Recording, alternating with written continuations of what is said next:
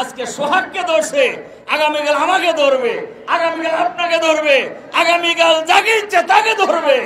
আমরা বাংলাদেশ জামাত ইসলামী বাংলাদেশকে আমরা এই সন্ত্রাসী চাঁদাবাজদের হাতে আমরা ছেড়ে দিতে পারি না। বাংলাদেশের জনগণ আর সন্ত্রাসী চাঁদাবাজীদের কাছে জিম্মি হবে না ইনশাআল্লাহ। আসসালামু আলাইকুম ওয়া রাহমাতুল্লাহি ওয়া বারাকাতুহু। সংগ্রামী ভাই এবং বন্ধুগণ, আওয়ামী ফ্যাসিবাদের বিরুদ্ধে বাংলাদেশের সকল শ্রেণী পেশার মানুষ ঐক্যবদ্ধ হয়ে হাজার হাজার মানুষ জীবন দেওয়ার মধ্য দিয়ে, লক্ষ লক্ষ মানুষ রক্ত দেওয়ার মধ্য দিয়ে, লক্ষ কোটি মানুষ জেল খাটার মধ্য দিয়ে আমরা ঐক্যবদ্ধ প্রতিরোধের মধ্য দিয়ে শেখ হাসিনার ফ্যাসিবাদী শাসনের আমরা অবসান ঘটিয়েছিলাম। গত 5ই আগস্ট ফ্যাসিবাদের নায়িকা, ভারতের সেবাদাস, ভারতের তাবেদার শেখ হাসিনা পদত্যাগ করে বাংলাদেশ থেকে পালিয়ে যেতে বাধ্য হয়েছেন। শেখ হাসিনা পালানোর পরে বাংলাদেশের মানুষ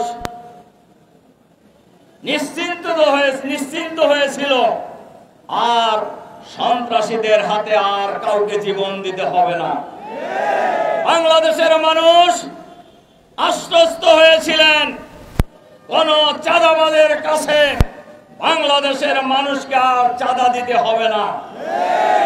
বাংলাদেশের মানুষ আশ্বস্ত হয়েছিল আর মা বোনদের ইজ্জত নিয়ে ছিনিমিনি খেলা হবে না।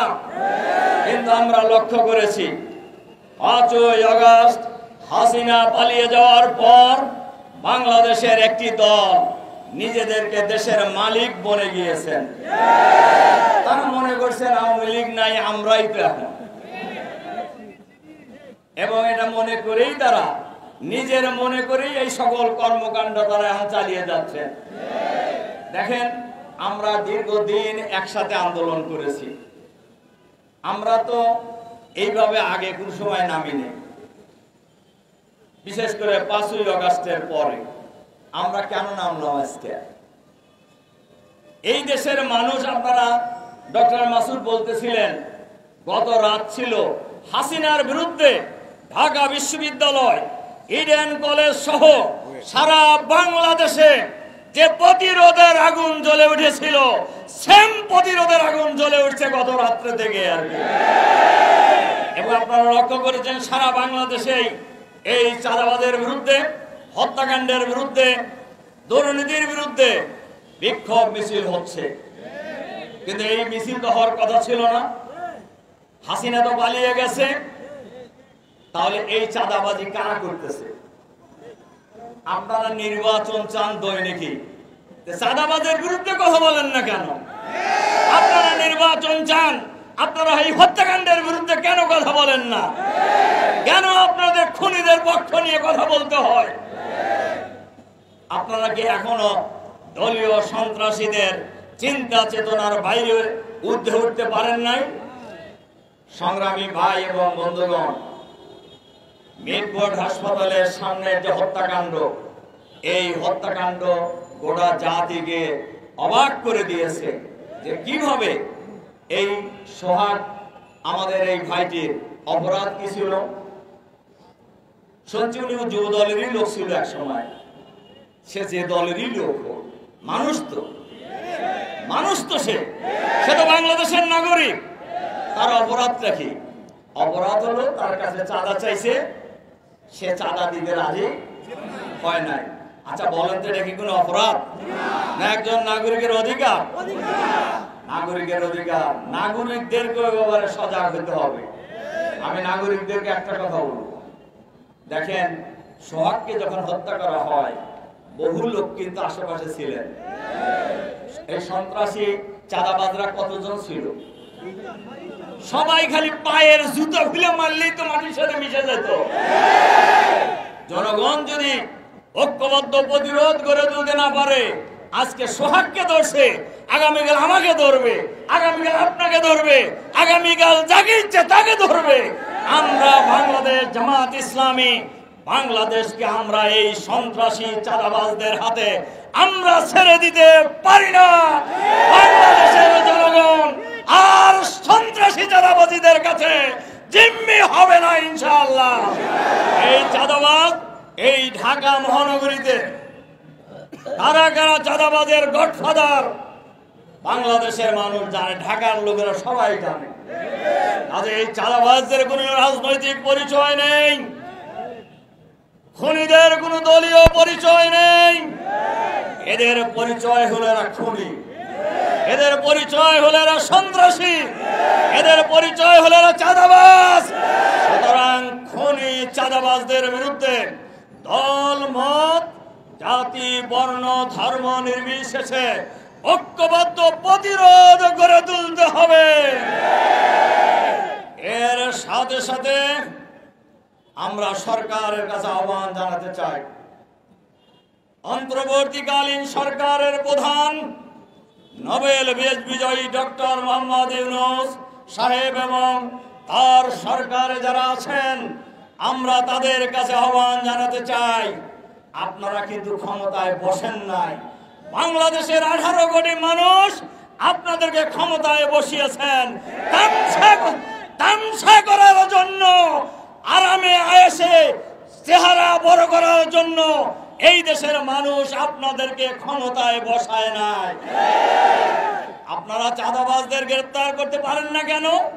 ভয় পান, ভয় পান। আপনাদের থানা থেকে আসামি, সাজাপ্রাপ্ত আসামিকে ছিনিয়ে নিয়ে যাওয়া হয়, আপনারা ঠেকাইতে পারেন না কেন? আপনাদের কাজটা কি? এই সমস্ত হত্যাকাণ্ড আর থানা থেকে সাজাপ্রাপ্ত আসামি ছিনিয়ে নেওয়ার এই ব্যর্থতার দায়ে স্বরাষ্ট্র উপদেষ্টার বহু আগে পদত্যাগ করা উচিত ছিল। আপনারা ক্ষমতায় স্বাদ গ্রহণ করতেছেন, করেন, আমরা তো না করিনি, কিন্তু দায়িত্ব পালন করেন। দায়িত্ব পালন করবেন না, এইটা বাংলাদেশের মানুষ কোনোভাবেই মেনে নেবে না। এজন্য আমরা সরকারের কাছে আহ্বান জানাতে চাই, চাঁদাবাজ, সন্ত্রাসী, খুনি তারা কত বড় না ছোট, লম্বা না মোটা, এইটা দেখার সময় আপনাদের থাকা উচিত নয়। এইটা দেখার সময় বাংলাদেশের মানুষের নেই। আপনারা নিশ্চয়ই ইতিহাস থেকে শিক্ষা নিচ্ছেন। গত রাত্রে বাংলাদেশের ঢাকা বিশ্ববিদ্যালয় থেকে শুরু করে বাংলাদেশের গ্রামে গঞ্জে শহরে নগরে বন্দরে এই ঘটনার বিরুদ্ধে বাংলাদেশের মানুষ ফুসে উঠেছে। এই ফুসে ওঠা আগুন জ্বলে জ্বলে ওঠে, কোন সন্ত্রাসী রেহাই পাবেন না। আমরা সরকারকেও বলবো, খুনি যেই হোক তাকে আপনি গ্রেফতার করেন। তিনি কোন দলের লোক, কত শক্তিশালী গ্রুপের লোক, এইটা বিবেচনা করার যদি চিন্তা করেন তাহলে ক্ষমতা ছেড়ে দেন, ক্ষমতা ছেড়ে দেন। আপনারা জান মাল ইজ্জত আবরু রক্ষার দায়িত্ব নিয়েছেন, শপথ গ্রহণ করেছেন, জনগণ আপনাদের পাশে থাকবে। কিন্তু যদি কোন বিশেষ গোষ্ঠীকে সমর্থন দিয়ে ক্ষমতায় আনার ষড়যন্ত্রে এই সরকারের যারাই জড়িত হবে, ফ্যাসিবাদের যে পরিণতি হয়েছে আপনাদেরও একই পরিণতি হবে। আমরা এটাও লক্ষ্য করেছি, বাংলাদেশের বহু জায়গায় থানা এবং অফিস এখন বাংলাদেশের একটি দলের দলীয় কার্যালয়ে পরিণত হয়েছে। এই জন্য তো মানুষ জীবন দেয় নাই, এই জন্য তো মানুষ রক্ত দেয় নাই, এই জন্য তো মানুষ আহত হয় নাই, এই জন্য তো মানুষ ফ্যাসিবাদের বিরুদ্ধে লড়াই করে নাই।